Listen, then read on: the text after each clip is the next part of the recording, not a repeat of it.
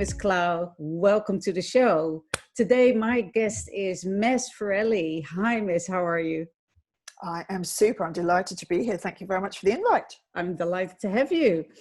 I'll give you a quick introduction. Maz started her career in the late 90s as a fashion stylist in London. And for about 10 years, she lived like absolutely fabulous, like the episode. First class travel around the world, amazing hotels, free clothes, champagne parties going on.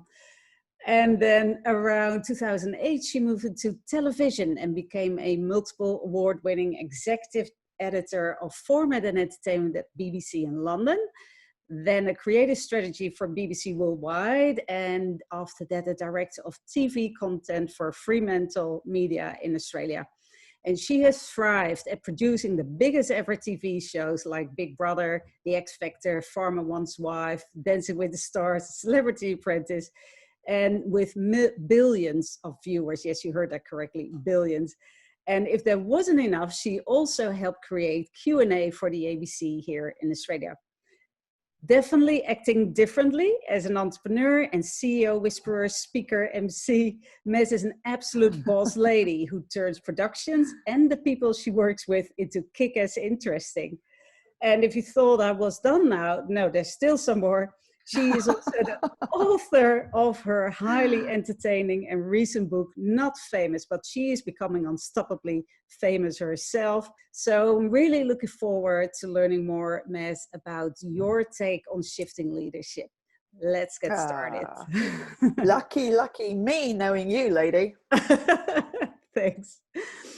Okay, so my first question to you is, when we talk about leadership shifting, the first thing I want to know about is what is your take on adaptability, and where do you see your biggest opportunity to adapt? I love problems, because I think without problems you have no solutions. When everything is going fantastically well, we don't really analyze stuff. And I've only made one TV show that didn't work. So when things go wrong, they often go very, very right. It's looking for opportunity in when things go wrong. And I say to my teams in TV and also with the people that I train now, you're standing at the side of the road and you're late for a meeting, or you're late for a date, or you're late for your wedding, or whatever you're late for. And you're looking at all the cars going past, and you're the person who thinks of Uber, or you're the person who stands by the side of the road and they go, oh my, I'm late for this meeting. I'm late for this meeting. I'm late. It's your choice. Like you can either record. Find amazing solutions to problems. Well, if there are no problems, then we stopped being able to really think through new ideas, I think. So in TV, when things go horribly wrong, I say to people, they obviously go horribly right, because they're the things that A, you learn from, and B, and I think we should be failing. I don't think failure is allowed as much as it should be. I think in every brief there should be a little clause that says, try some new ideas, we're fine with you failing, but we're very, very strict about you not coming up with new ideas. You have to keep thinking. So I think opportunity is all around us, and when things go horribly wrong, it's often when it goes very, very right. And TV is constantly changing. When you make a TV show and you make a live TV show, we change things all the time. So change is just life. Change is good. It is. You don't change, you don't have any inspiration. Exactly. I'm not suggesting you all change your partners tomorrow and you're going to go, oh, thanks for that advice. I dumped my partner and I now am dating the milkman. That's an idea for some. Hey, and in times of pressure, how do you ensure strategic thinking is still prioritized? Well, when you think of having problems, and how do you adapt in times of pressure with your strategic thinking? I've been very much taught this: hope for the best, plan for the worst. If we are going to shoot in the park, we make sure the weather is really good. We know where the parking is. When all that parking is taken, we know where the next parking is. We know where the nearest police station is, where the nearest hospital is. We know how long it takes for us to get there. We have, this is the nearest coffee shop. We think about absolutely everything. We plan. I live my life, or I certainly did when I used to make TV shows full time, in a state of expecting catastrophe. So I think calculated risk taking is really good. I like to plan, and I say this all the time to anybody with ears: hope is not a strategy. Absolutely. I hope things work. I hope they do, but I make sure they do. And that is what producing is. If you want something to happen, you have to make sure that it happens. Do you keep up with developments in your world? I put time aside to think, which I know is a strange thing to say, but I actually have thinking time. I think that we are so busy and we're constantly watching stuff and listening to stuff, and we have this in the background, and we have this in the car, and we have our pods in, and we don't spend much time actually with nothing going on. We're distracted constantly. So I put time aside to think every day. It sounds fabulous. And when you're talking about thinking time, right? How do you get clarity in complex dilemmas, which I'm sure you have loads of?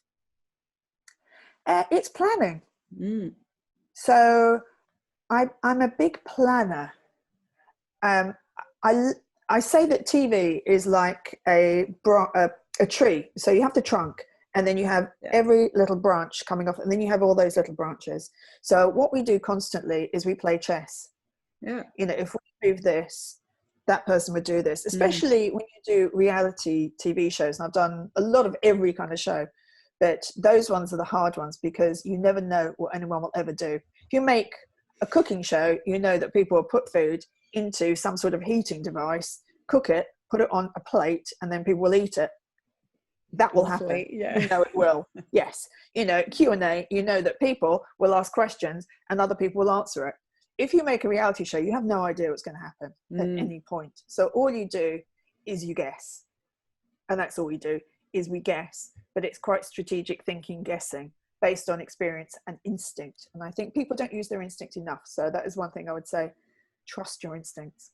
Yes, very wise, and I agree. That's so important, and especially because it is a game of chess. So you have to think, you have to plan, and you have to use your gut feeling or your instinct, as you said, right? Yeah. And if it goes wrong, don't panic. You just go, do you know what? Things go wrong constantly. That is life. And it keeps it interesting. What have you told yourself to do more of or less of going forward? I tell myself constantly to be very kind to myself and to everyone around me. And I constantly do remind myself to do that. I think we can forget sometimes. And my beautiful ex-business partner, Alison Black, the loveliest woman in the world, if we had two choices to make, or a choice, and we had two options, she would always say, let's take the kind option. Let's do something really kind. And I think when you're driven by kindness, you're a really good boss. And I think it's something that people don't say to bosses when they're training them. Be really kind. Imagine that the people who work for you are your family. They're someone's kids, these people. Treat them like they're your kids, your brothers and sisters. And your job actually is to love them and make sure they're the best version of them they can be. You practice what you preach, I guess. You're one of the kindest people I know. So thanks so much. Thanks so much for being here on the show, Maz. And thanks for your wisdom, as always. Thanks, everyone, for tuning in. I hope you really enjoyed it. Keep shifting and be kind. See you soon.